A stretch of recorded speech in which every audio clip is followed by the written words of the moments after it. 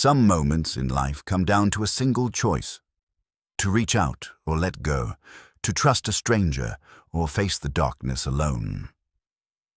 In the winter of 1882, Sarah Cole was dying on a frozen mountain trail in Wyoming when a quiet mountain man named Jacob Stern found her in the blizzard.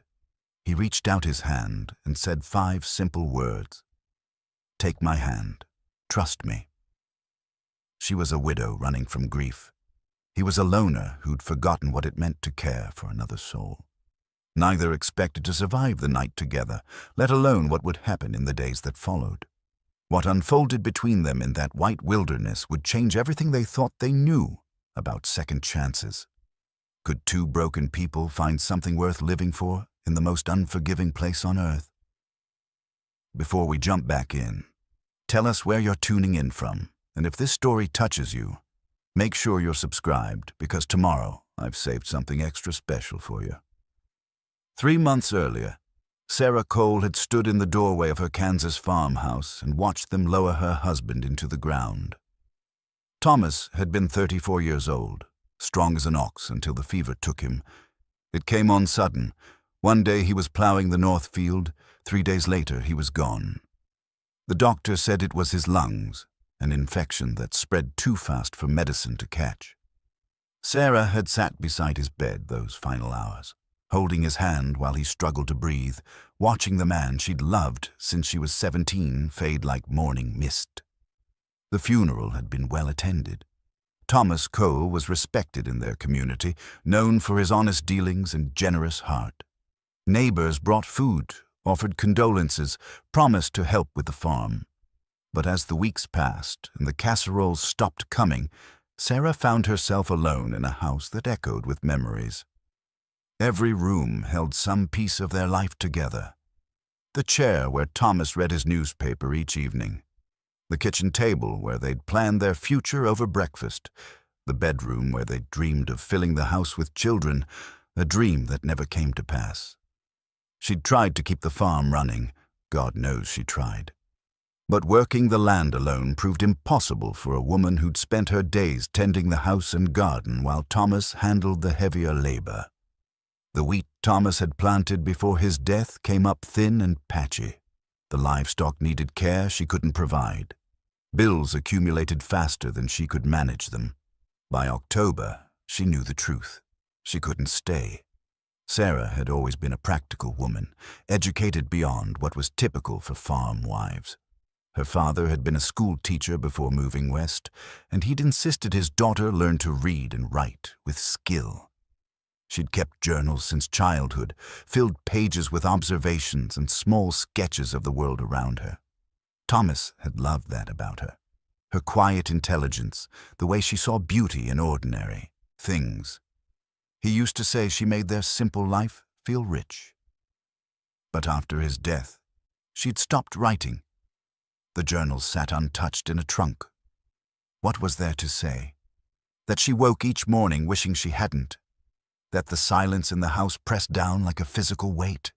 That she'd failed at the one thing she thought she could do, keep their life going without him. In November, she'd sold the farm, not for what it was worth, but for what she could get quickly. She'd packed a single trunk with her most essential belongings, purchased a sturdy horse and basic supplies, and pointed herself west. People asked where she was headed. She told them Colorado, maybe Oregon. The truth was, she had no destination in mind. She was simply leaving, putting distance between herself and the grave that held her past. The journey had been harder than she'd anticipated. Sarah had never traveled alone, never camped under open sky, never navigated by nothing but a rough map and the advice of strangers. But she'd pressed on, driven by the need to be anywhere but Kansas. She'd crossed into Wyoming territory in early December, following a trail that miners and trappers used to reach the mountain settlements. That's where her judgment had failed her. An old-timer at a trading post had warned her about winter travel through the high passes. "You don't want to be up there come mid-December," he'd said, tobacco-stained teeth showing through his beard. "Weather turns mean without warning. Folks get caught up there, they don't come back down." She'd thanked him for his concern and left the next morning anyway. She was tired of being warned, tired of being told what she couldn't do. Besides, it was only the 10th of December. She had time. She didn't have time. The blizzard hit on her second day in the mountains. One moment the sky was clear, the next it was white fury. The temperature dropped so fast she could feel her face numbing even through her scarf. Her horse, a reliable mare she'd named Penny, had panicked when the wind picked up. Sarah had dismounted to calm her, and in that moment of distraction, Penny had torn free and bolted back down the trail, taking most of Sarah's supplies with her. Sarah had called after the horse until her voice gave out, but Penny was gone. And suddenly Sarah was alone on a mountain trail with a bedroll, a small pack of food, and a storm that showed no signs of stopping. She'd tried to walk, but the snow was already knee-deep and rising. The wind cut through her layers like they were paper. Her hands went numb first, then her feet. She'd kept moving because stopping meant dying, but eventually her body simply refused to go further. She'd collapsed against a boulder, pulled her coat tight, and felt the cold begin to win. Her thoughts had grown fuzzy. She'd thought of Thomas, wondered if she'd see him soon. Part of her welcomed it, the idea of rest, of not having to carry the weight of grief anymore. That's when she'd seen him. At first, she'd thought he was a vision, some trick of the dying mind. A figure moving through the white curtain of snow, tall and solid where everything else was chaos. He'd approached slowly, cautiously, and when he got close enough, she'd seen his face, weathered and bearded, with eyes that seemed to assess everything in a single glance. He'd knelt beside her, those eyes taking in her condition with practiced efficiency. Frostbite on her fingers, hypothermia setting in, but still conscious. Still salvageable. "Can you stand?" His voice had been rough from disuse, like a tool left too long in the shed. She'd shaken her head. Speaking felt impossible. He'd looked at her for a long moment, seeming to weigh something in his mind. Then he'd extended his gloved hand, palm up, an offering. "Take my hand," he'd said. "Trust me." Sarah had stared at that hand, thinking about trust, about strangers, about the choice between certain death and uncertain salvation. And then she'd reached out and placed her frozen fingers in his palm. His grip had been firm, sure. He'd pulled her to her feet with surprising gentleness for such a large man, then wrapped his own heavy coat around her shoulders. "There's shelter close," he'd said. "Cave I use in emergencies. Can you walk if I help you?" She'd nodded, though in truth she wasn't sure. But something in his steady presence made her want to try. They'd moved through the storm together, his arm around her waist, half carrying her weight. She'd lost track of time. It might have been 10 minutes or an hour. All she'd known was his steady presence beside her, his voice occasionally telling her they were almost there, just a bit further. "Stay with me."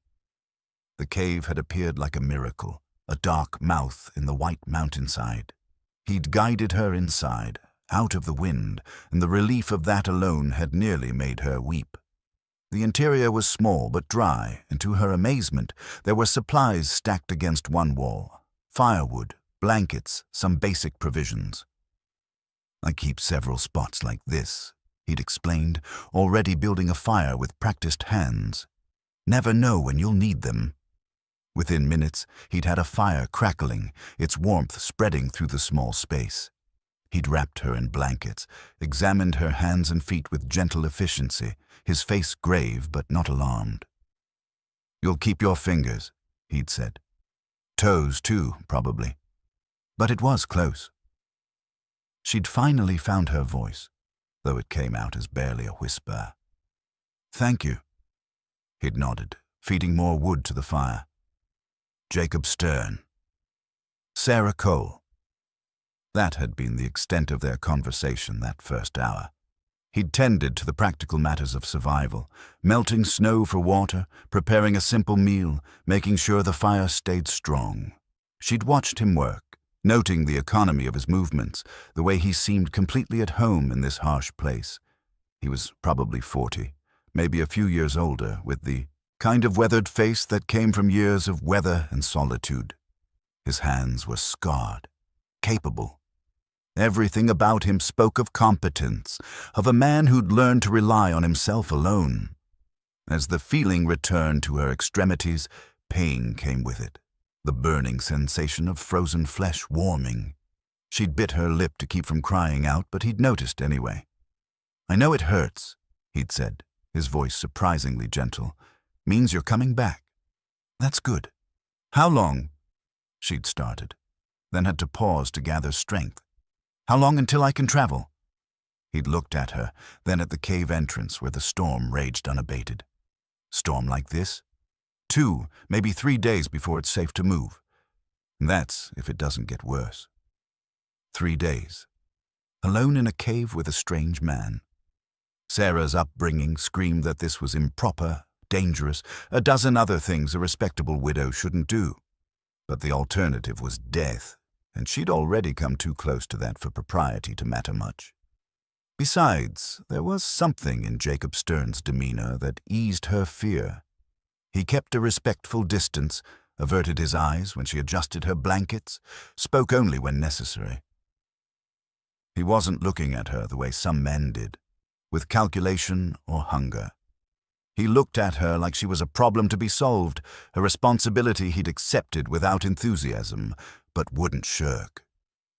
As the hours passed and exhaustion finally claimed her, Sarah's last conscious thought was that she'd taken the hand of a stranger in a blizzard, and against all reason, she was still alive. Sarah woke to the sound of wind howling outside the cave and the crackle of fire nearby. For a moment, she couldn't remember where she was. Then the events of the previous day came rushing back. The storm, the collapse, the stranger who'd saved her life. She opened her eyes to find Jacob sitting near the fire, whittling a piece of wood with a knife that caught the firelight. He noticed her stirring. "How do you feel?" She took inventory of her body. Everything ached, and her fingers and toes still burned with residual pain, but she was alive and warm. "Better," she said, and was surprised to find it was true. He nodded, setting aside his work. "You should eat something. Keep your strength up." He'd prepared a simple breakfast, some kind of jerky and hardtack softened in hot water. It wasn't much, but Sarah ate gratefully, realizing she couldn't remember her last proper meal. As she ate, she studied him more carefully in the morning light. His face was lined but not unkind, his movements economical and purposeful. He wore his solitude like a second coat. "The storm?" she asked between bites. "Still going.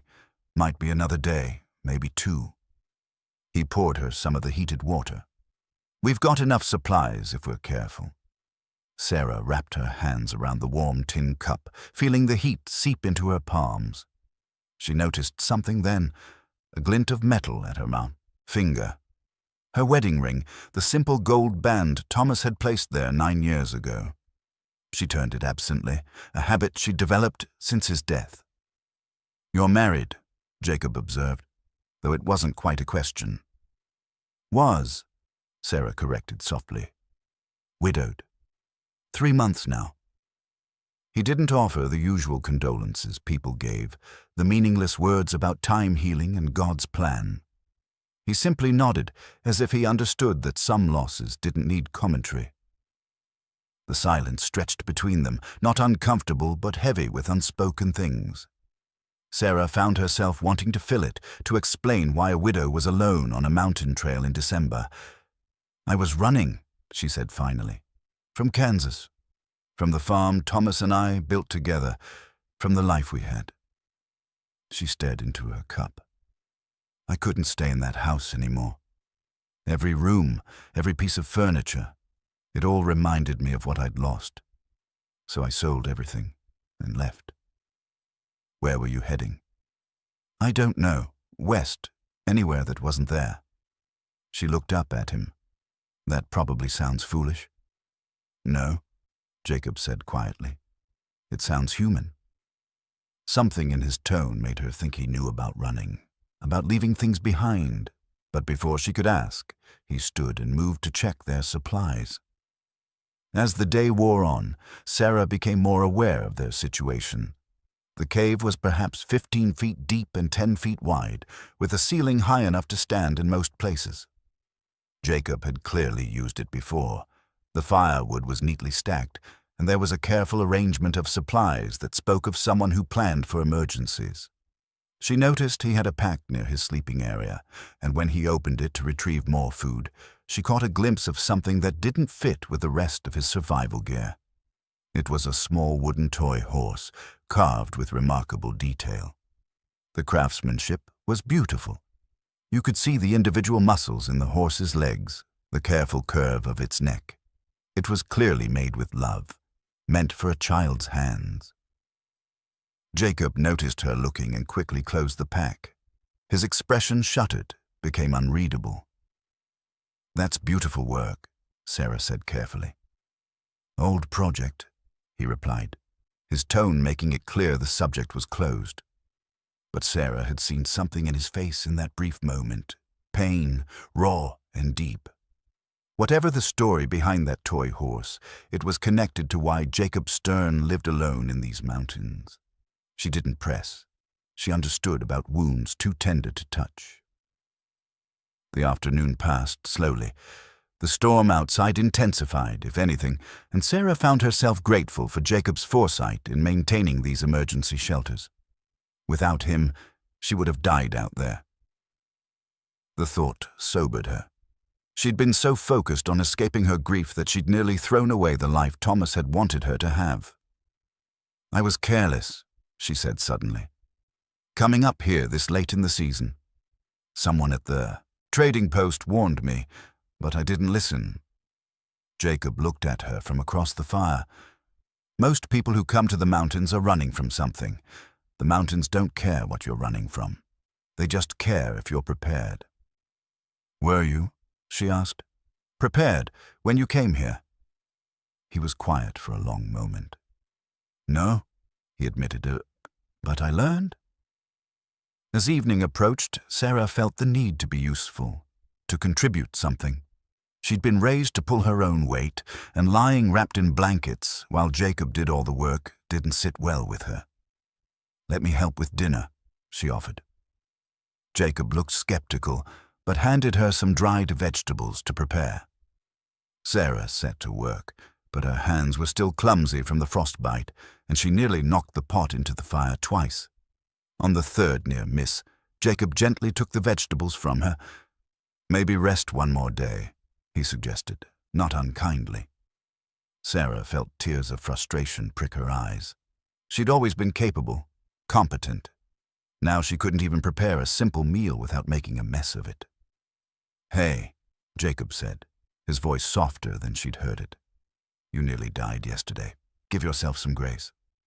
She looked up at him, surprised by the gentleness in his tone. For just a moment, she saw past the weathered mountain man to someone who understood what it meant to feel helpless. "Thank you," she whispered, "for saving me. For this." He nodded and returned to preparing the meal. But Sarah caught something in his expression, a flicker of something that might have been loneliness. They ate in companionable silence as the wind howled outside. Sarah found herself studying Jacob when he wasn't looking. He had a ritual to everything he did. The way he checked the fire, the way he arranged the supplies, the way he periodically looked toward the cave entrance as if keeping watch. These were the habits of a man who'd survived alone for a long time, who trusted nothing but his own vigilance. After dinner, Sarah pulled out her leather journal from her pack. The sight of it surprised her. She'd forgotten she'd even packed it.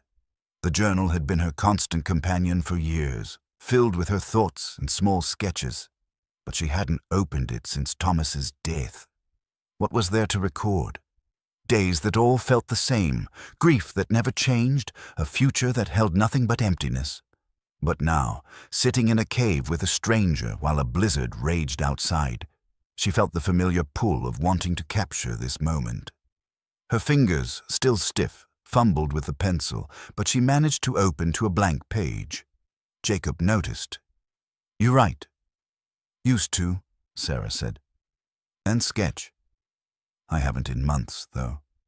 "Why'd you stop?"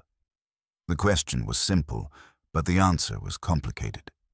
After Thomas died, everything felt flat, like the color had gone out of the world. I couldn't see the point of recording days that all looked the same. Jacob nodded slowly, as if he understood. "What changed?"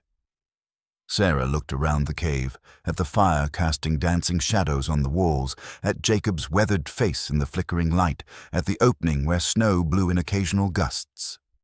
"This," she said, "this is different. This feels real." Something shifted in Jacob's expression. He reached for his whittling, the piece of wood he'd been working on that morning. "Then you should write it down." So she did. Her hand was shaky at first, the letters uneven, but gradually the words came. She wrote about the storm, about the moment she'd thought she would die, about the hand that had reached for her through the snow. And then, because she couldn't help herself, she began to sketch. She drew Jacob as he sat across the fire, focused on his carving. She tried to capture the way the light caught the planes of his face, the concentration in his expression, the capable strength in his hands. She was so absorbed in the work that she didn't notice him watching until she looked up. Their eyes met across the fire. Sarah felt heat rise in her cheeks, embarrassed to be caught studying him so intently. "May I see?" he asked. Sarah hesitated, then turned the journal toward him. Jacob leaned closer to look at the sketch. His expression was unreadable at first, then something softened in his eyes. "You've got a gift," he said quietly.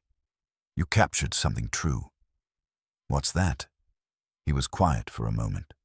"Loneliness," he said finally. "You drew a lonely man." The honesty in his words took her breath away. She'd expected deflection or dismissal, not this raw admission. "I think," Sarah said carefully, "that we're both lonely. We've just been lonely in different places." Jacob looked at her, really looked at her, and for the first time she saw past his careful walls to the person underneath. Someone who'd been alone so long he'd almost forgotten what it felt like to be seen. "Yeah," he said softly, "maybe we are." That night, as they prepared for sleep, something had shifted between them. Jacob gave Sarah the warmer spot near the fire, without being asked. She watched as he settled on the far side of the cave, wrapping himself in a single blanket while she had two. "Jacob," she said into the darkness. "Yeah. Why do you live up here, alone?" The question hung in the air for a long moment. Sarah thought he might not answer, might retreat back into his shell, but then his voice came through the darkness, rough with old pain.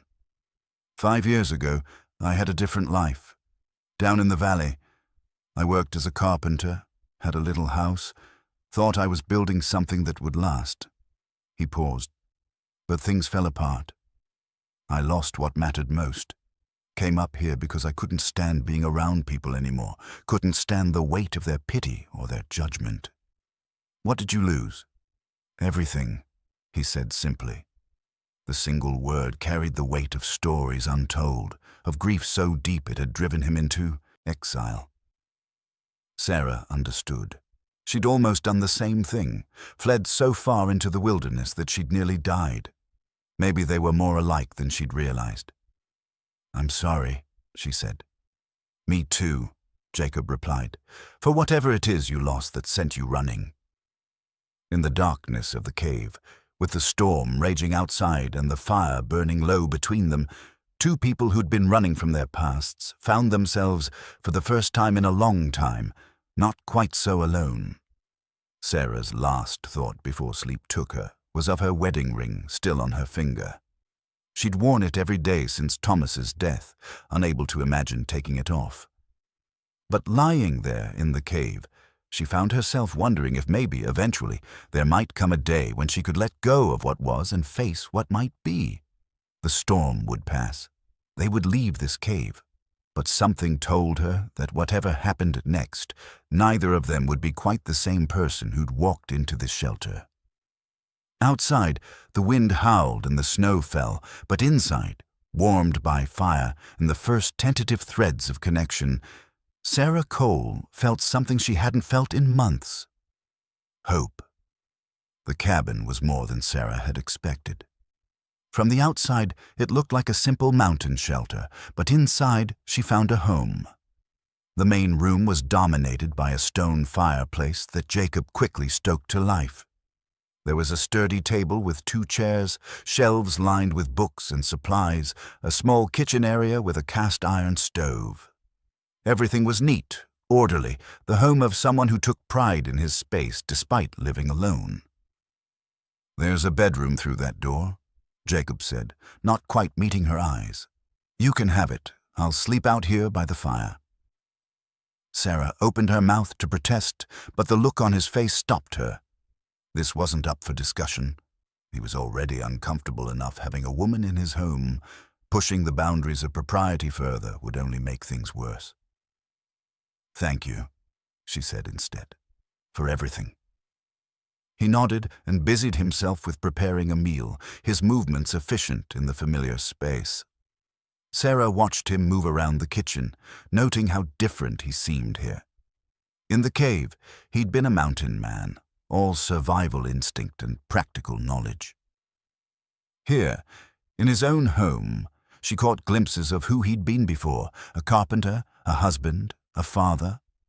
Someone who'd built this place with his own hands and filled it with the careful touches of a man who understood what made a house a home. The dinner he prepared was simple but substantial. Venison stew with vegetables from his cold storage. Fresh bread he must have made before leaving on whatever journey had led him to find Sarah. They ate in comfortable silence, both too exhausted for conversation. After dinner, Jacob showed her around with an awkwardness that might have been endearing if she'd had the energy to appreciate it. The bedroom was small but comfortable, with a real bed and thick quilts. The window looked out over the mountains, offering a view that must be breathtaking in daylight. "There's a wash basin and pitcher," he said, pointing to the corner. "Water's cold, but there's soap. Tomorrow I can heat some water if you want a proper wash." "This is perfect," Sarah assured him. "Jacob, this is a beautiful home. You built all this yourself." "Most of it. Took the better part of 2 years." He looked around the room and she saw pride mixed with something sadder. "Thought maybe well, doesn't matter now." But Sarah understood what he'd left unsaid. He'd built this place thinking maybe someday he'd want to live again, not just exist. That maybe the time would come when the cabin could be more than a hermit's shelter. That night, lying in an actual bed for the first time in days, Sarah stared at the ceiling and tried to sort through her tangled feelings. She should be planning her next move. Where to go, what to do, how to start the new life she'd set out to build. But all she could think about was the man sleeping in the next room, the way he'd looked at her when she'd sketched him, the gentle understanding in his voice when they'd talked about grief. She was in dangerous territory. She knew that. Proper widows didn't develop feelings for mountain men they'd known for 3 days. Proper widows mourned for a decent interval, then perhaps remarried within their own community to someone suitable and safe. But Sarah was beginning to suspect she was tired of being proper. Morning brought bright sunshine and the kind of cold that made the inside of her nose freeze with each breath. She woke to the smell of coffee and found Jacob already up, working on some kind of repair to his door hinge. "Morning," he said, straightening up. "Sleep well?" "Better than I have in months." She accepted the cup of coffee he offered. "What needs fixing?" "Hinge was loose. Neglected it before I left." He went back to his work, and Sarah realized this was his way, finding small tasks to keep his hands busy when emotions ran too close to the surface. "How long were you gone before you found me?" "Just 3 days. Had some traps to check up in the high country." He set down his tools. "If I'd been a day later, But you weren't, Sarah said firmly. You found me exactly when you needed to. Over the next few days, they fell into an unexpected rhythm. Jacob went about his daily work, checking traps, chopping firewood, maintaining his equipment. Sarah helped where she could, learning quickly that life in the mountains meant constant preparation, constant work. Nothing came easy, but there was satisfaction in the labor. She also explored the cabin more thoroughly and discovered things that told her about the man Jacob had been. Books on carpentry and forestry, but also poetry and philosophy. A half-finished rocking chair in the workshop that must have been meant for someone specific. And tucked away in a drawer, carefully wrapped in cloth, a tintype photograph. Sarah knew she shouldn't look, but she couldn't help herself. The photograph showed a younger Jacob, probably 15 years younger, standing beside a beautiful woman holding a little girl. Emma and Lucy, his lost family. They looked happy, the kind of happy that came from genuine love and contentment. The little girl was grinning, missing her front teeth, and Emma's hand rested on Jacob's arm with easy affection. I was 32 when that was taken. Sarah jumped, nearly dropping the photograph. Jacob stood in the doorway, his expression unreadable. "I'm sorry," she said quickly. "I shouldn't have. It's all right." He came closer, taking the photograph gently. "I keep it hidden because looking at it used to hurt too much. But lately," he studied the image. "Lately, I've been thinking maybe I hid too much away. Tried too hard to forget." "They were beautiful," Sarah said softly. "Your family. They were everything." Jacob's thumb traced over the image. "Lucy was 6 there. Loved horses. Loved anything with 4 legs, really. That's why I carved her that toy. She'd been asking for a pony, but we couldn't afford one, so I made her a wooden one instead." His voice cracked slightly. She carried it everywhere. Sarah's heart ached for him. What was Emma like? Patient, kind, stronger than she looked. He smiled faintly. "She saw something in me worth loving, though I never quite understood what. We were married 8 years, and every day I woke up grateful she'd chosen me." "I understand that," Sarah said. "That's how I felt about Thomas. Like I'd been given something precious that I didn't quite deserve." Jacob looked at her then, really looked at her, and something passed between them. Recognition of shared experience, shared loss, shared understanding of what it meant to love deeply and lose completely. "How long are you planning to stay?" he asked quietly. The question hung in the air between them. Sarah had been avoiding thinking about it, avoiding the reality that she couldn't remain here indefinitely. But now, forced to confront it, she found she had no clear answer. "I don't know," she admitted. "I don't have anywhere else to go, and winter travel seems deadly," he finished. "It is. Even for someone experienced, trying to cross the mountains now would be suicide." He paused, seeming to weigh his words. "You could stay until spring. The thaw usually comes in late March, early April. That's when travel gets safer." "That's months away," Sarah said, her heart beating faster. "Jacob, I couldn't impose." "You wouldn't be imposing. You'd be—" He stopped, looking frustrated with himself. This cabin gets lonely in winter. Having someone here, someone to talk to, it would be nice. And you need somewhere safe to wait out the season. What would people say? A widow living alone with a man? There's nobody up here to say anything. Closest neighbor is 10 miles away and minds his own business. He met her eyes. But if you're worried about propriety, I understand. We can figure something else out. Sarah thought about it. She thought about returning to the world below, about facing well-meaning people who would ask questions she didn't want to answer. She thought about the empty future she'd been running toward, undefined and frightening in its uncertainty. And then she thought about the past few days, about the conversations by firelight, about Jacob's patient teaching and unexpected understanding. She thought about the peace she'd found here, the first real peace since Thomas had died. "I'll stay," she said. until spring, but on one condition. What's that? I earn my keep. I won't be a burden or a guest. I work for my place here. Something like relief washed over Jacob's face. Deal. Though I warn you, I'm a demanding taskmaster. Sarah smiled. I think I can handle it. They shook hands formally, sealing their arrangement. But as their hands clasped, both of them felt it. The spark of something that was more than gratitude, more than convenience, something that scared them both because it felt too soon, too unexpected, too much like hope. Over the following week, Sarah learned the rhythms of mountain life. She learned to manage the wood stove, to melt snow for water, to preserve food in the cold storage Jacob had built into the hillside behind the cabin. She learned which of his traps to check and how to reset them, though she couldn't bring herself to actually kill anything yet. Jacob was a patient teacher, never condescending, always willing to show her something twice or 3 times until she got it right. And slowly, as they worked together, the awkwardness faded. They became partners in survival, each playing their role in the daily tasks that kept them fed and warm. Evenings became Sarah's favorite time. After dinner, Jacob would work on his carvings while Sarah wrote in her journal or sketched. Sometimes they talked, sharing stories from their past lives. Other times they simply existed in comfortable silence, 2 people who'd learned that you didn't always need words to feel connected.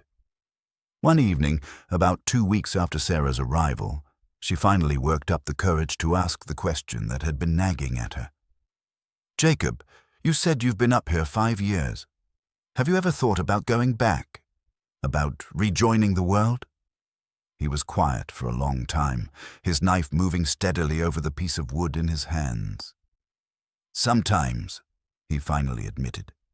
Especially the first couple years. I'd think about going back down, trying to rebuild some kind of life. But every time I got close to actually doing it, I'd remember why I left. The pity in people's eyes. The way they'd talk about Emma and Lucy like they were trying to help, but really just making it worse. The emptiness of that house without them. So you stayed. So I stayed. Told myself I was better off alone, that I didn't need people. He looked up at her. But I think maybe I was wrong about that. Or maybe I just needed time. 5 years to learn how to be alone so I could remember how to be with someone again. The weight of his words settled over them both. Sarah knew he wasn't just talking about companionship in general. He was talking about them, about whatever was growing between them in this isolated cabin. I'm not ready, Sarah said softly. To be anything more than what we are now. It's too soon after Thomas, and I'm still trying to figure out who I am without him. I know, Jacob said. I'm not asking for anything, Sarah. I'm glad you're here, that's all. But they both knew it wasn't quite that simple. They both felt the pull, the growing awareness of each other that went beyond practical partnership. They both lay awake at night, separated by a single wall, wondering what it would mean if they allowed themselves to feel something more. For now, though, they maintained their careful distance. They worked together, ate together, talked together, but always with that invisible line between them, the one that marked the difference between companionship and something deeper. It was enough. For now, it was enough. Outside, winter deepened its hold on the mountains. Inside the cabin, 2 people who'd lost everything learned to build something new. Not a replacement for what they'd had, but something uniquely their own. A friendship forged in survival, seasoned with understanding, and tempered by the shared knowledge of loss. And if sometimes, in unguarded moments, their eyes held longer than necessary, or their hands brushed in passing and neither pulled away immediately, well, that was between them and the mountains that kept their secrets. The discovery came on a quiet morning when Sarah was organizing the small bookshelf beside the fireplace. She'd been living in the cabin for 3 weeks now, and the space had begun to feel familiar, almost like home. She was dusting the books when a worn Bible slipped from the shelf and fell open on the floor. A photograph fluttered out, landing face up on the wooden planks. Sarah picked it up, intending to simply tuck it back in the Bible, but the image stopped her cold. It was a formal portrait, the kind families had taken in town studios. Jacob stood tall and proud, his arm around a beautiful dark-haired woman, Emma. And in front of them, grinning with pure childhood joy, was a little girl in a white dress. Lucy. The photograph was more detailed than the tintype she'd seen before. She could see Emma's gentle eyes, the laugh lines around Jacob's mouth that were gone now, replaced by the weathered grooves of someone who'd forgotten how to smile. And Lucy, she could see so much of Jacob in that little face, the same determined chin, the same direct gaze. Sarah's hands trembled as she held it. This wasn't just a photograph. This was everything Jacob had lost, everything that had driven him into these mountains to live alone for 5 years. This was the weight he carried every day, hidden behind his steady demeanor and practical ways. She heard the door open and quickly tried to put the photograph back, but it was too late.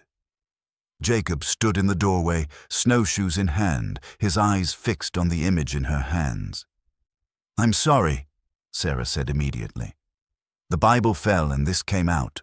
I wasn't snooping, I promise." Jacob set down the snowshoes and crossed the room slowly. He took the photograph from her, his face unreadable. For a long moment he just stared at it, his thumb tracing the edge. "I don't keep this one hidden," he said quietly. "It's in the Bible because that's where Emma always kept our important things. Family records, letters from her mother, memories we wanted to preserve." He looked up at Sarah. "I just don't look at it very often anymore." "Why not?" "Because for a long time it hurt too much. Seeing what I'd lost, what I'd never get back. It was like losing them all over again every time I looked." He moved to sit by the fire, still holding the photograph. "But lately, I've been thinking maybe I got it wrong. Maybe by hiding from the memories I was letting them fade. And they deserve better than that." Sarah sat down across from him, giving him space but staying close enough to offer comfort if he needed it. "Tell me about them," she said gently. "Really tell me. Not just the facts, but who they were." Jacob was silent for so long she thought he wouldn't answer. Then, slowly, he began to speak. "Emma was a seamstress when I met her, best in the valley. She could look at a person once and know exactly what would suit them, how to make something both practical and beautiful. She made Lucy's dress in this picture, spent weeks on it, getting every detail perfect." His voice was thick with memory. She was quiet, but not shy, just thoughtful. She'd listen to a conversation for an hour before saying one thing, but that one thing would be exactly what everyone needed to hear. "She sounds wonderful." She was. And patient, Lord, she was patient. I was rough around the edges when we met, still learning my trade, not always good with words, but she saw something in me worth the effort. He smiled faintly. "Used to say I was like a piece of raw wood, needed careful shaping to show the grain, but worth the work." "And Lucy?" The smile on Jacob's face grew, tinged with both joy and sorrow. "Lucy was pure sunshine. From the moment she could walk, she was into everything, curious about the world, fearless, always asking questions. She'd follow me around the workshop, wanting to know how everything worked, why wood smelled different when you cut it, where the trees came from." He shook his head. "Drove me crazy sometimes, but I loved every minute of it." "She loved you very much. You can see it in the photograph." "We had 6 years with her. 6 years of watching her grow, teaching her things, dreaming about who she'd become." Jacob's voice cracked. "And then the fever came through. Took half the children in the valley that winter. Emma got sick first, trying to care for Lucy. By the time I realized how serious it was too late for either of them." Sarah felt tears sliding down her cheeks. "Oh, Jacob, I sat with them both, helpless, watching them slip away and knowing there wasn't a damn thing I could do about it. He set the photograph on the table between them. Lucy went first. Emma held on another day, but I think part of her went with Lucy. She didn't want to leave me, but she couldn't bear being here without our daughter. That's not your fault. My head knows that. My heart still argues. He looked at Sarah, his eyes bright with unshed tears. After they died, I couldn't stay in that house. Couldn't walk past Lucy's room or sleep in the bed I'd shared with Emma. Couldn't face the neighbors who meant well but whose sympathy felt like salt in a wound. So I ran. Came up here and told myself I was starting over. But really, I was just hiding. You were surviving, Sarah corrected gently. Sometimes hiding is how we survive until we're strong enough to face things. Jacob reached across the table and took her hand. It was the first time he'd initiated physical contact beyond helping her over rough terrain, and the gesture felt intimate, vulnerable. "Thank you," he said, "for listening, for not judging, for understanding." Sarah squeezed his hand. "I understand more than you know. After Thomas died, I did the same thing. Maybe I didn't come to the mountains, but I hid just as surely. I stopped writing, stopped seeing friends, stopped living any kind of life that might remind me of what I'd lost. And now I'm here, in a cabin in the mountains with a man who saved my life and somehow understands my grief better than anyone back home ever did." She smiled through her tears. "I think maybe we're both learning to stop hiding." They sat like that for a long time, hands clasped across the table, the photograph between them. Outside, the winter day faded toward evening, the mountains turning purple in the gathering dusk. Inside, two people who'd carried their grief alone began to understand that maybe, just maybe, sharing the weight made it bearable. That night, something shifted between them. The careful distance they'd maintained began to feel less like protection and more like denial. They still slept in separate rooms, still maintained the forms of propriety, but the invisible wall between them had developed cracks. Sarah lay in bed, staring at the ceiling, thinking about Jacob in the next room. Thinking about Emma and Lucy, about Thomas, about the loves they'd lost and the futures that had died with them. But she also thought about the hand that had reached for her in the blizzard, about the man who'd shared his shelter and his grief, about the possibility that maybe loss didn't have to be the end of the story. In the other room, Jacob held the photograph he'd looked at for the first time in months. He traced Emma's face, Lucy's smile, remembering the love he'd shared with them. And then he thought about Sarah, her courage, her kindness, her understanding. He thought about how the cabin felt different with her in it, how he'd started looking forward to evenings by the fire, how her laughter had brought sound back to a space that had been silent too long. He wasn't ready to let go of Emma and Lucy. He'd never be ready for that, and he didn't have to be. But maybe, just maybe, he could honor their memory while also allowing himself to live again. To feel again, to open his heart to the possibility that love could exist more than once in a lifetime. The mountains stood eternal around the cabin, holding their secrets, witnessing the slow thaw happening inside. Not the thaw of ice and snow. That would come with spring. This was a different kind of thaw, the kind that happened in hearts that had been frozen too long. And sometimes, in the quiet hours of night, both Sarah and Jacob wondered the same thing. What would it mean to take a chance on hope again? And more frighteningly, what would it mean if they didn't? The morning started like any other. Sarah was preparing breakfast while Jacob split firewood outside. The rhythmic crack of the axe, a familiar sound that had become the soundtrack to her mountain life. 6 weeks had passed since the blizzard, and they'd settled into a comfortable partnership that felt both natural and tentative, like something fragile they were both afraid to examine too closely. Then she heard it, a sound that didn't belong. The whinny of a horse, distant but clear in the cold mountain air. Sarah moved to the window and saw Jacob standing motionless, axe forgotten in his hands, staring toward the tree line. A rider emerged from the forest, moving slowly through the deep snow. As he got closer, Sarah could make out more details: a heavy coat, a hat pulled low, and something that glinted on his chest. A badge. Jacob's entire body language changed. The relaxed posture she'd grown accustomed to disappeared, replaced by a coiled tension that reminded her of a wolf sensing danger. He set down the axe carefully and moved toward the cabin, his eyes never leaving the approaching rider. "Sarah," he said as he entered, his voice tight. "I need you to go into the bedroom and stay there. Don't come out until I tell you." "What's wrong? Who is that?" "Please, just trust me." There was urgency in his voice, almost fear, and it frightened her more than anything else could have. Sarah retreated to the bedroom but left the door cracked open enough to hear. She heard the cabin door open, heard Jacob's voice, carefully neutral. "Marshall." "Jacob Stern." The stranger's voice was gravelly. "Tired. Been a long time." "Not long enough, Wells." There was the sound of boots on the wooden floor, the creak of a chair. Sarah's heart pounded. A marshal.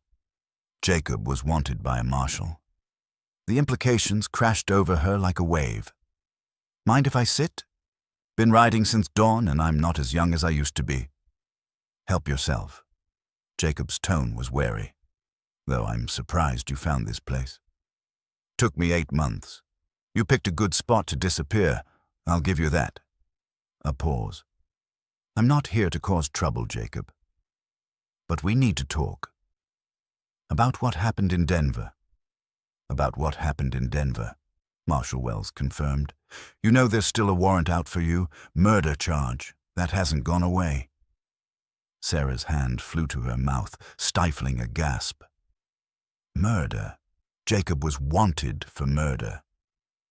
She thought about the gentleman who'd saved her life, who carved beautiful toys, who spoke about his lost family with such tenderness.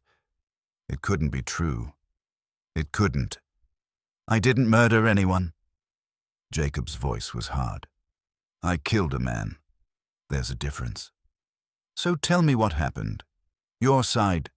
Because the way the law sees it, you shot Clayton Mercer in a saloon without provocation and then fled before trial. That's not what happened. Then what did happen?" Sarah heard Jacob take a deep breath. When he spoke, his words came slowly, carefully, as if each one cost him something. "I was in Denver, picking up supplies. Stopped at a saloon for a drink before heading back. There was a woman there, Mary Catherine Ross, one of the saloon girls, and there was a man harassing her. Clayton Mercer. He was drunk, getting aggressive. She kept trying to get away from him, but he wouldn't let her go. And you intervened. I asked him to leave her alone, told him to walk away." Jacob's voice grew rougher. "He took a swing at me. I blocked it. Then he went for her, grabbed her by the throat, started choking her. She was turning blue, and everyone else in that saloon just watched. So you shot him. So I stopped him. He had 6 inches and 50 pounds on me, and he was in a rage. I drew my gun, told him to let her go. He didn't. He squeezed harder, looking right at me while he did it." A pause. "So yes, Marshal. I shot him. Center mass. He went down, and Mary Catherine could breathe again. Self-defense. Defense of another. That's what I tried to tell them. But Clayton Mercer's father is Richard Mercer, richest man in Denver, owns half the businesses there, has judges and politicians in his pocket. He wanted someone to pay for his son's death, and I was convenient. So you ran. So I chose living over a rigged trial and a certain hanging. You would have done the same." The silence that followed was heavy. Sarah pressed herself against the wall, trying to process everything she'd heard. Jacob had killed a man, but to save a woman's life. He'd run not out of guilt, but out of survival. And now, after 5 years, the law had finally found him. "Thing is, Jacob," Marshal Wells said finally, "I've been doing some digging. talked to people who were there that night, got different stories than what the official record says. What kind of stories? Stories about how Clayton Mercer had a history of violence against women, how he'd put 2 other saloon girls in the hospital before that night, how witnesses saw him attack that woman, saw you try to talk him down before drawing your weapon. Another pause. Stories about how some of those witnesses changed their testimony after Richard Mercer paid them a visit. Hope flickered in Sarah's chest. The marshal believed him, or at least doubted the official version. "Why are you telling me this?" Jacob asked. "Because I've been a lawman for 23 years, and I know the difference between a murderer and a man who did what he had to do. But here's the problem, Jacob. The warrant still exists. The law still wants you, and as much as my gut tells me you're innocent, I swore an oath. So you're taking me in. I'm giving you a choice." The marshal's voice was grave. "You can run again, deeper into the mountains or farther west. I'll give you a day's head start. Tell them I came up empty. You'll spend the rest of your life looking over your shoulder, but you'll be free. Or you come back to Denver with me. Face trial. Let me testify on your behalf. I've been talking to a young lawyer there, a man named Bennett, who takes on cases like yours. He thinks with the right evidence, the right witnesses, he can get the charges dropped. And if he can't, then you hang." The marshal didn't soften it. "That's the risk. But Jacob, I've seen your face on wanted posters in every town between here and Denver.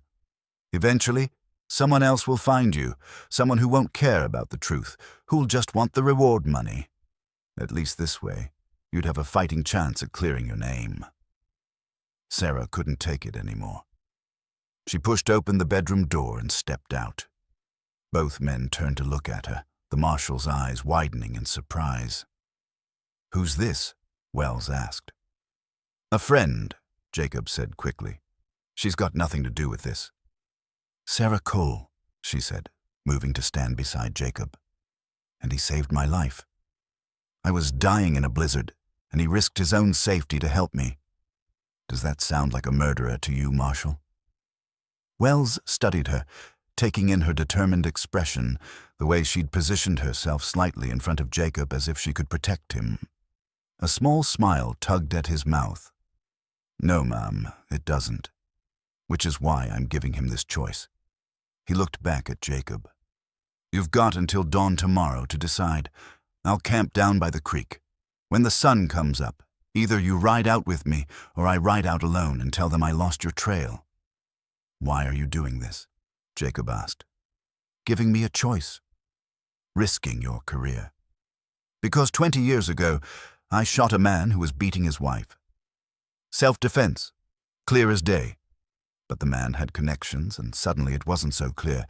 If I hadn't had people willing to stand up for me, tell the truth, I'd have been the one on trial." Wells stood, moving toward the door. "Everyone deserves that chance, Jacob. Everyone deserves people willing to fight for them." After the marshal left, Sarah and Jacob stood in silence, the weight of the decision pressing down on them. Finally, Jacob turned to her. "You should have stayed in the bedroom. And let you face this alone? Not a chance." She took his hand. "Jacob, what he said about going back is suicide. Even with a good lawyer, even with the marshal's testimony, Richard Mercer owns that town. He'll make sure I hang. But if you run, you'll never be free.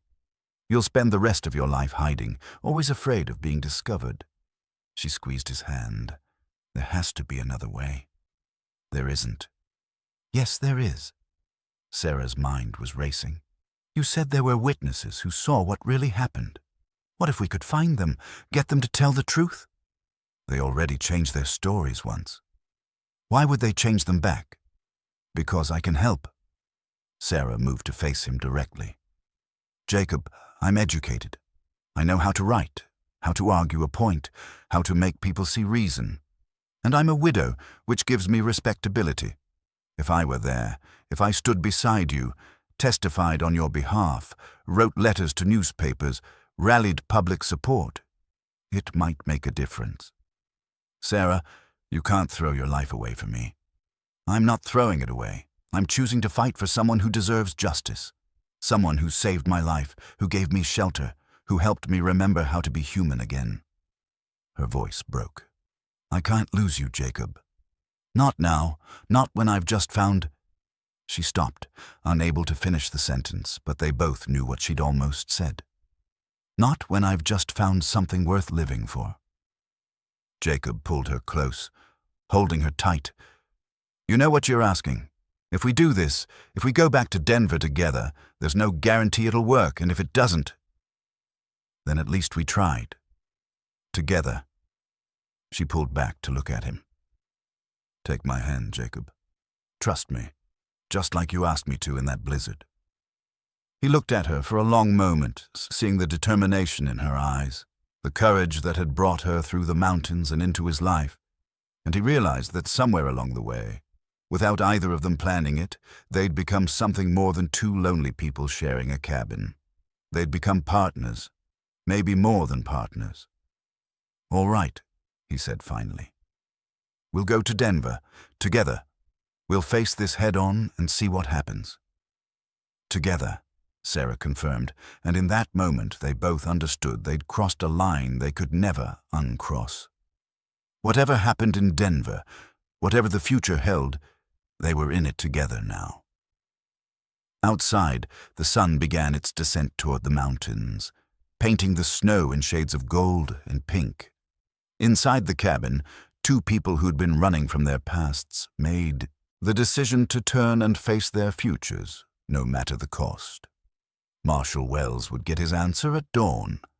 But the more important answer, the one about what it meant to take a chance on hope, on justice, on the possibility of love, that answer was already beginning to form in the space between two hearts that had been broken and were slowly learning to beat again.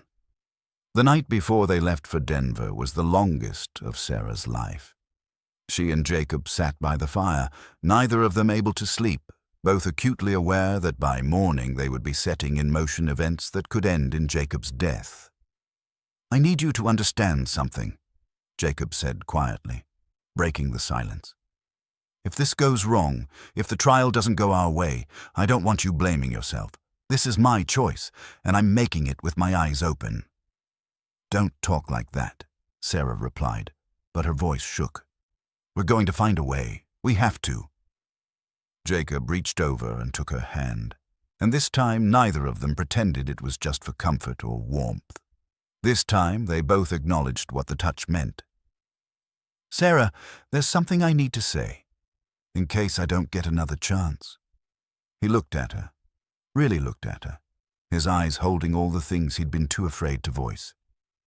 These past weeks with you, they've reminded me what it feels like to be alive, not just surviving, but actually living.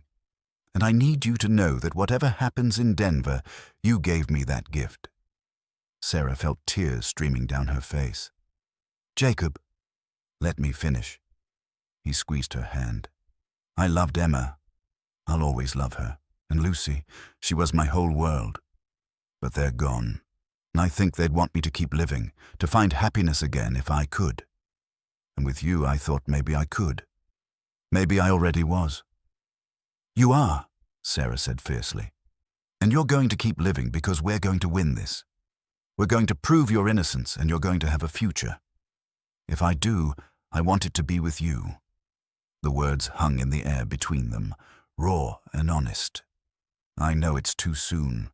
I know we're both still carrying our grief, but Sarah, I'm falling in love with you, and I needed you to know that before we walk into whatever's waiting in Denver.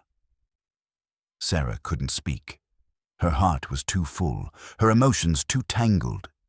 Instead, she leaned forward and kissed him, gently at first, then with all the fear and hope and desperate longing she'd been holding back for weeks.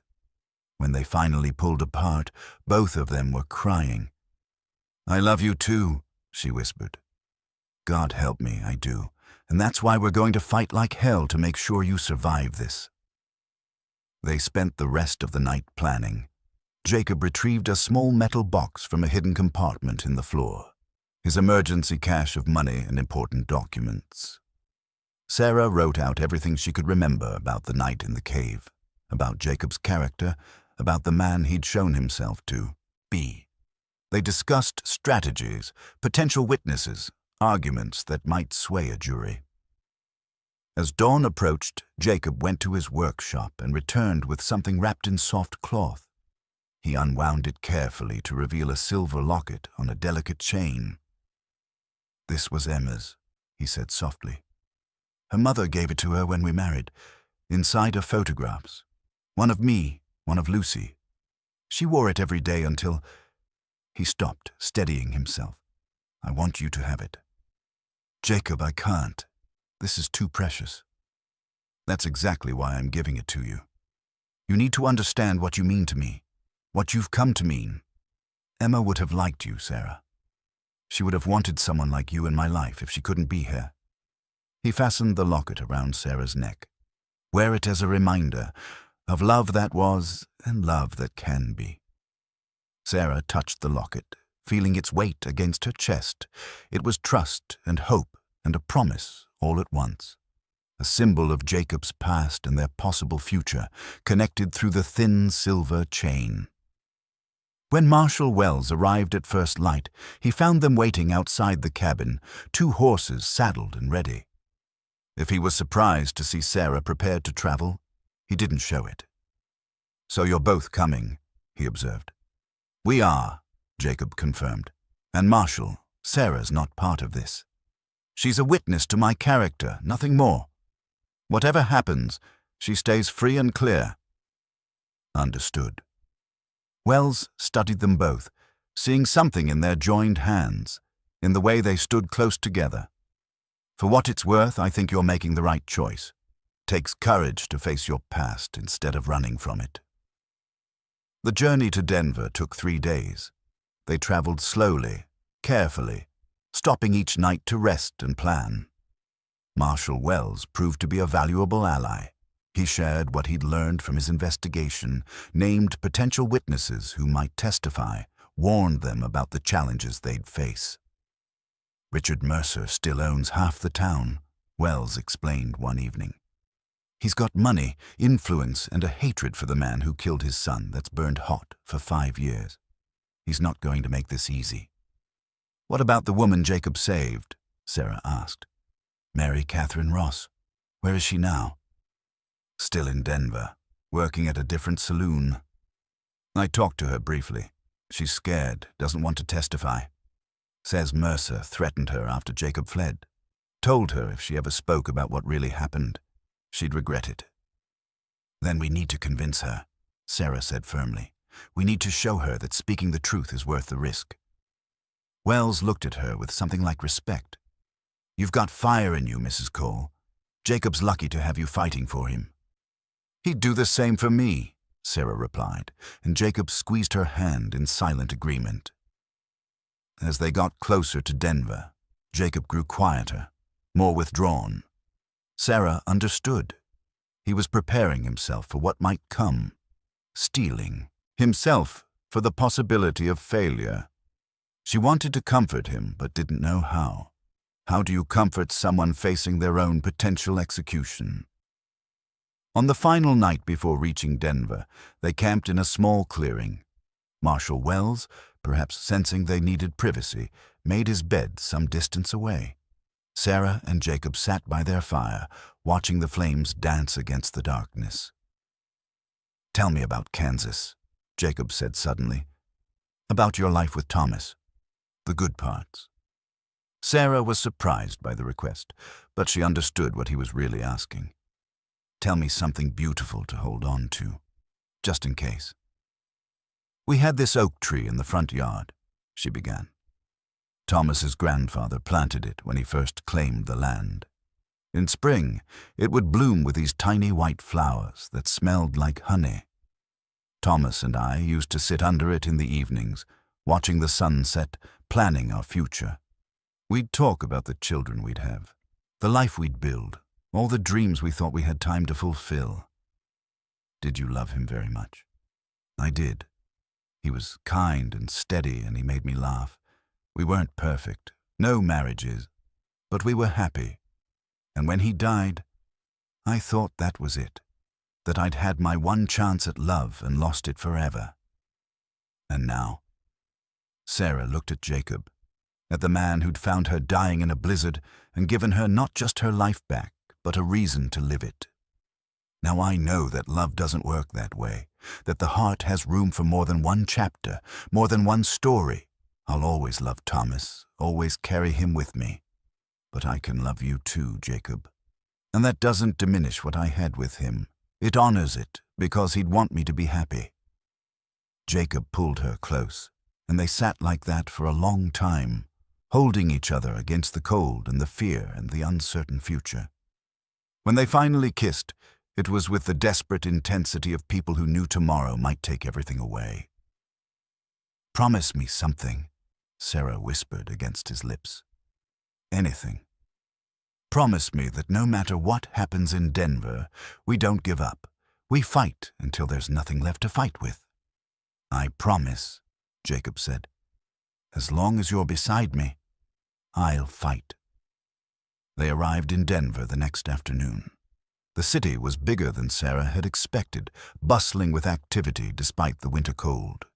People stared as they rode through the streets, Marshal Wells in his official capacity, Jacob in shackles that the marshal had apologetically insisted upon, and Sarah riding beside them with her chin held high, refusing to show the fear that churned in her stomach. They went first to the jailhouse, where Jacob would be held until the hearing. As they locked him in a cell, Sarah felt panic rising in her throat. This was real now. Jacob was a prisoner, his life in the hands of a justice system that had already proven itself corrupt. "I'll find us a room at a boarding house," Wells told Sarah. "Somewhere respectable, for a widow. And tomorrow I'll introduce you to Bennett, the lawyer I mentioned. He's young but smart, and he genuinely cares about justice." Sarah barely heard him. All she could see was Jacob behind those bars, already looking smaller somehow, diminished by captivity. "Sarah," Jacob called softly, "look at me." She met his eyes, trying not to cry. "We're going to be all right," he said, though they both knew he couldn't promise that. "Go with the marshal. Get some rest. Tomorrow we start fighting." Sarah nodded, not trusting her voice. As Marshal Wells led her away, she touched the locket at her throat. Emma's locket, now hers. A reminder of what they were fighting for. The boarding house Wells found was clean and respectable, run by a kindly older woman who asked no questions about why a widow was traveling with a marshal. Sarah lay awake that first night, staring at the ceiling, thinking about Jacob in that cell. About the hearing that would determine his fate. About the wealthy man who wanted him dead. She pulled out her journal and began to write. Not about her feelings, though those threatened to overwhelm her. Instead, she wrote what she would say in court. She wrote arguments and appeals to reason. She wrote about the man Jacob was, not the crime he'd been accused of. She wrote until her hand cramped and dawnlight crept through the window, and then she prepared to fight the battle that would determine whether love, new, unexpected, hard-won love, would have a chance to grow, or whether it would be cut down before it could truly bloom. In his cell, Jacob watched the same dawn break and thought about the woman who'd agreed to risk everything for him. He thought about Emma and Lucy, about the life he'd lost. And he thought about Sarah, about the life he might still have if courage and truth proved stronger than money and corruption. The battle was about to begin. And for the first time in 5 years, Jacob Stern had something more than survival to fight for. He had hope, and he had love. And sometimes, in the end, that's all you need to face the darkness.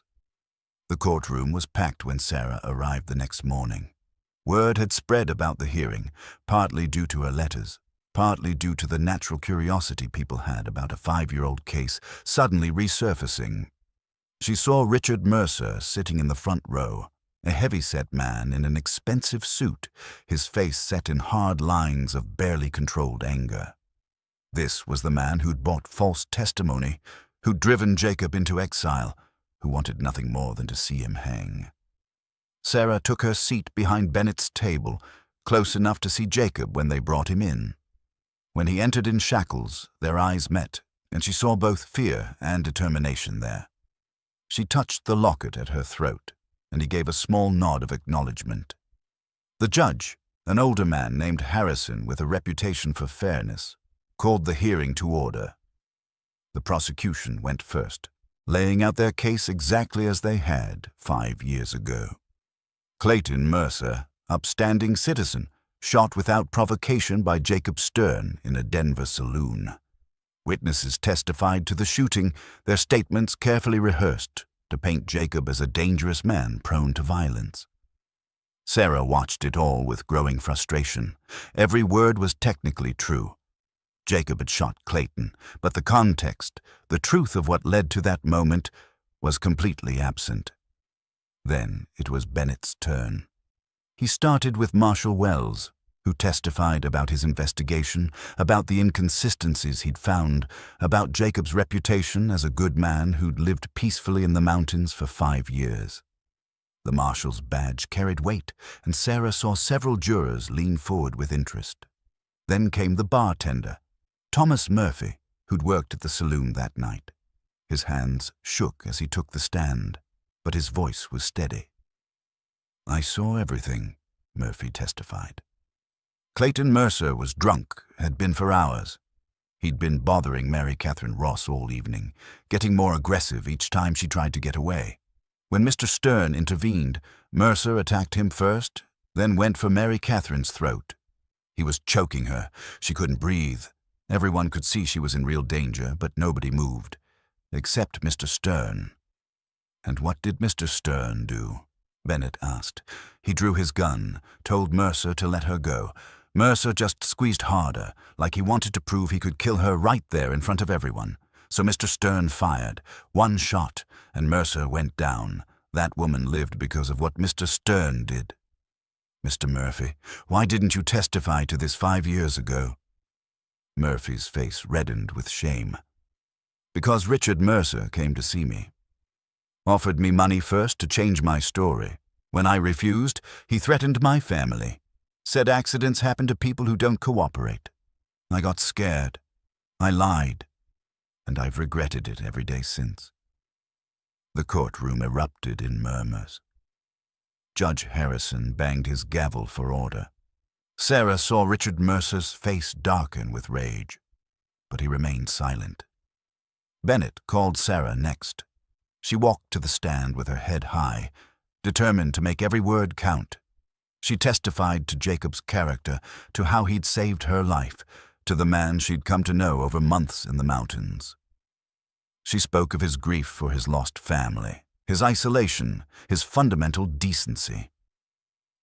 "Mrs. Cole," Bennett said, "you've spent considerable time with the defendant. Based on your observations, do you believe him capable of unprovoked murder?" "No," Sarah said firmly. "Absolutely not. Jacob Stern is one of the most principled men I've ever known. He values life, honors the memory of those he's lost. If he killed Clayton Mercer, it was because he had no other choice, because someone's life depended on it." The prosecution tried to discredit her, suggesting she was romantically involved with Jacob and therefore biased. Sarah didn't deny it.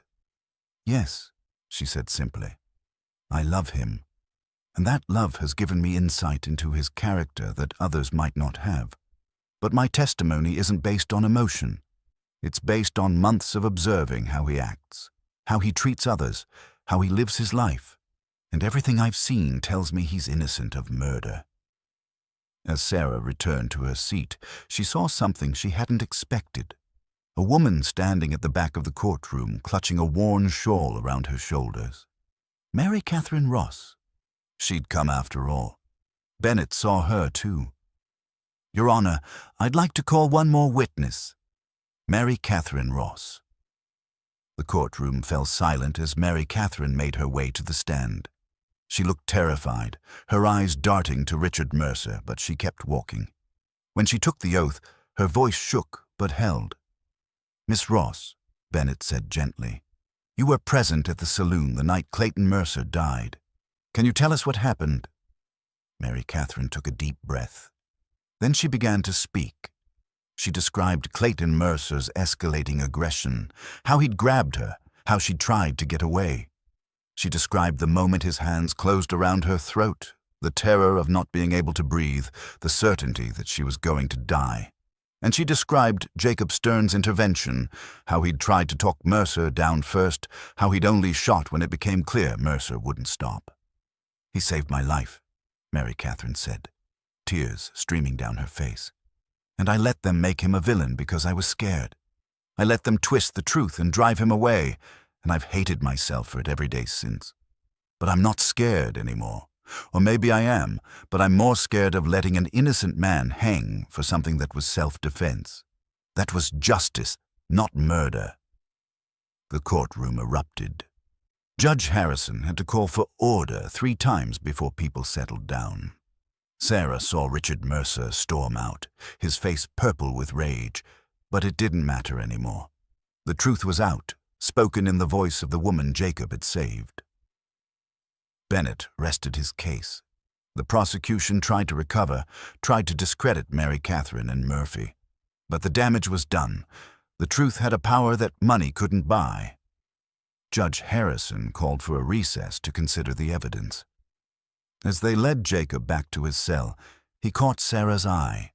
She saw hope there now, real hope, and she let herself believe that maybe, just maybe, they'd done enough. The weight felt eternal. Sarah paced the hallway outside the courtroom, unable to sit still. Marshal Wells stood nearby, his expression cautiously optimistic. Bennett reviewed his notes, preparing for whatever came next. Finally, after 2 hours that felt like 2 years, they were called back in. Judge Harrison looked out over the courtroom, his expression grave. Then he began to speak, and with each word, Sarah felt the future taking shape around them. After careful consideration of the evidence presented today, Judge Harrison said, his voice carrying through the silent courtroom, "This court finds that the original warrant for Jacob Stern's arrest was issued under false pretenses. The testimony of multiple witnesses, including the victim herself, makes clear that Mr. Stern's actions on the night in question constituted justifiable defense of another person's life." Sarah's hand flew to her mouth, stifling a sob of relief. Furthermore, the judge continued, evidence suggests that witness testimony in the original investigation was coerced through threats and bribery. This court cannot and will not uphold a warrant obtained through such corrupt means. He looked directly at Jacob. "Mr. Stern, all charges against you are hereby dismissed. You are free to go, with the court's apology for the injustice you have suffered." The gavel came down, and the courtroom erupted in applause. Sarah pushed through the crowd toward Jacob, who stood frozen, as if he couldn't quite believe what he'd heard.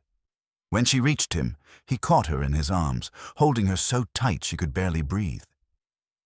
"We did it," she whispered against his chest.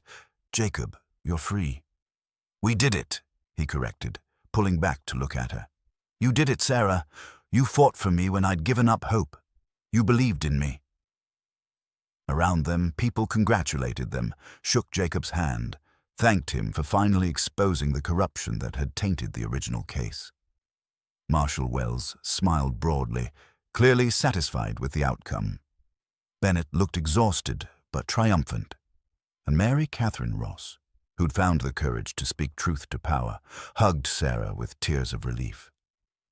"Thank you," Mary Catherine said, "for giving me the strength to do what I should have done 5 years ago." "You saved his life," Sarah replied. "Your testimony made the difference." The next week passed in a blur of paperwork and arrangements. Jacob's record was officially cleared, his name restored. The newspapers that had once called him a murderer now praised his courage. Richard Mercer, facing his own investigation for witness tampering, retreated from public view. But more important than any of that was what happened in the quiet moments between the official proceedings.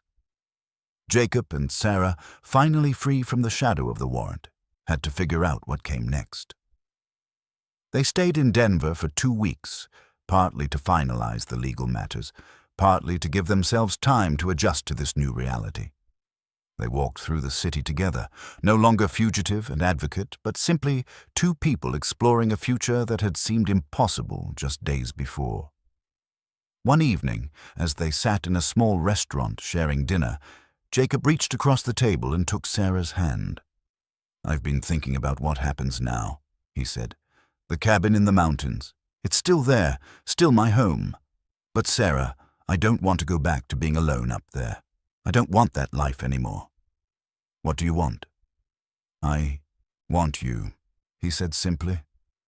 "I want to wake up every morning knowing you're there. I want to build a life with you, whatever that looks like. The mountains, the valley, even staying here in Denver if that's what you want. I don't care where we are as long as we're together." Sarah felt tears prick her eyes. "I want that too, more than anything." "Then marry me," Jacob said. "I know it's fast. I know people will talk, but I've already lost 5 years to fear and hiding. I don't want to lose another day pretending I don't love you with everything I have." Sarah didn't hesitate. "Yes," she said. "Yes, I'll marry you." They were married a week later in a small church, with Marshall Wells and his sister as witnesses and Mary Catherine Ross in attendance. It was a simple ceremony, nothing like the elaborate wedding Sarah had had with Thomas, but it felt right. It felt like the beginning of something true and hard-won, built on understanding and forged in adversity.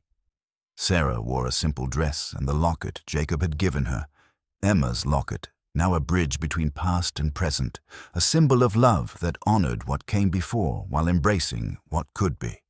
And when Jacob slipped a simple band onto her finger, she felt Thomas's ring on her other hand and knew that both loves could exist, both memories could be honored.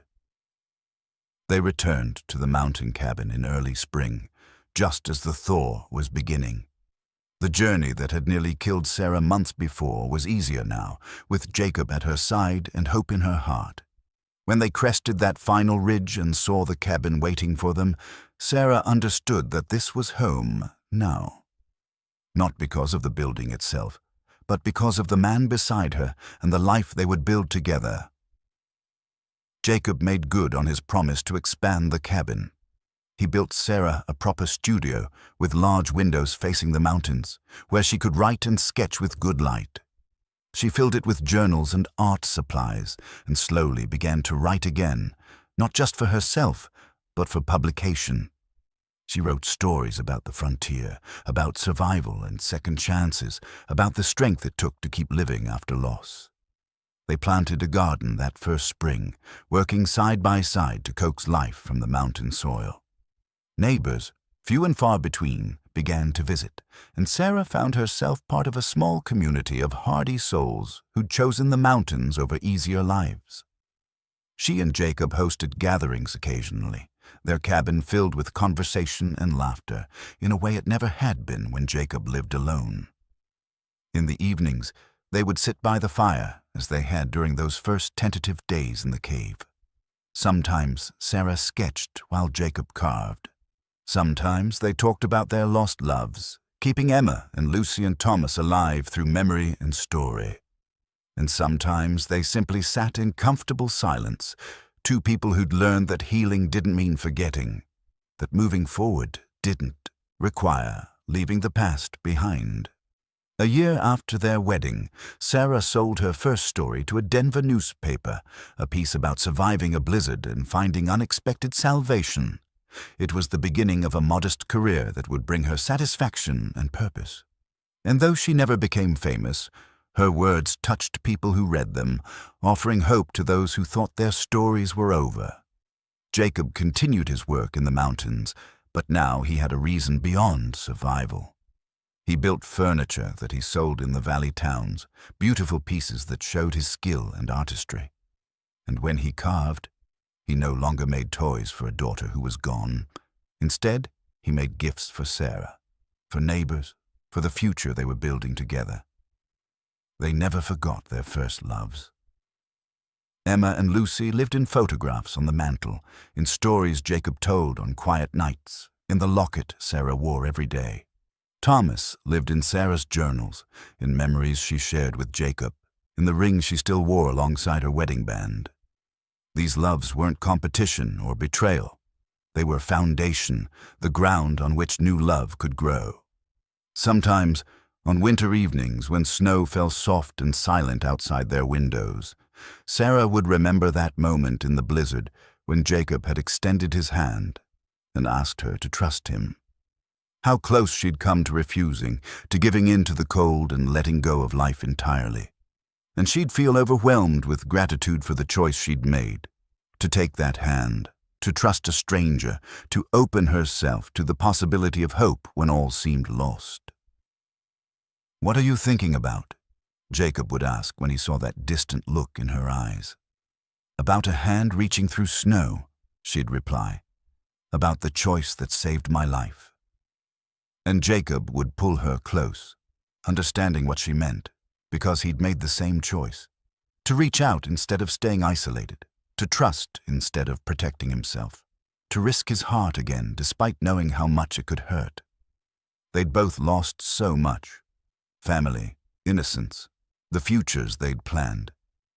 But in losing, they'd also found strength they didn't know they had. Found that the heart was more resilient than they had imagined. Found that love could bloom even in the harshest conditions if tended with patience and courage. On a spring morning 2 years after that blizzard brought them together, Sarah stood at her studio window watching Jacob work in the garden. The mountains rose eternal around them, the same peaks that had nearly claimed her life, now standing guard over the home they'd built. She touched the locket at her throat, then placed her hand over her growing belly, feeling the flutter of new life. She hadn't told Jacob yet. Wanted to find the perfect moment, the right words. But watching him now, seeing the peace in his movements, the contentment that had replaced his old wariness, she knew the moment was now. She went out to join him, and when he looked up and saw her face, he knew immediately that something had changed. "Sarah?" She took his hand and placed it over her belly. "We're going to have a baby," she said simply. Jacob's face transformed, joy and fear and wonder all mixing together. Are you sure?" "I'm sure." She watched emotions play across his face, knowing he was thinking of Lucy, of the child he'd lost. "Jacob, this doesn't replace her. Nothing ever could, but maybe it's another chapter," he finished, pulling her close. "Another story in the book." They stood there in the garden, surrounded by new growth, holding each other and the promise of the future. And if both of them cried, it was for joy and sorrow mixed together, for all they'd lost and all they'd found, for the journey that had brought them here. Some moments in life come down to a single choice: to reach out or let go, to trust or turn away, to risk everything for the chance at something real. Sarah Cole had made that choice in a blizzard, taking the hand of a stranger when death seemed certain. Jacob Stern had made that choice too, extending that hand, choosing connection over isolation. And from that single moment of courage, from two broken hearts willing to try again, a life had grown. Not a perfect life. They still had hard days, moments of grief, memories that brought tears. But a good life, built on honesty and hard work and the kind of love that comes from truly seeing each other, scars and all. The mountains stood witness to their story, holding it in the winter snow and spring thaw, in the summer warmth and autumn colors. And if sometimes travelers found shelter in a cave on the mountain pass, they might notice supplies carefully stocked, firewood neatly stacked, the legacy of a man who'd once been saved there and wanted to pay that gift forward. Because that's what love does. It reaches back to honor the past and forward to build the future. It saves and is saved. It takes the hand extended and offers one in return. And sometimes, if you're very lucky, it gives you a second chance to live fully, to love deeply, to become the person you were meant to be all along. Sarah and Jacob had found that chance in the most unlikely place, in the most desperate moment, and they'd built something beautiful from it. Something worth surviving for. Something worth the journey.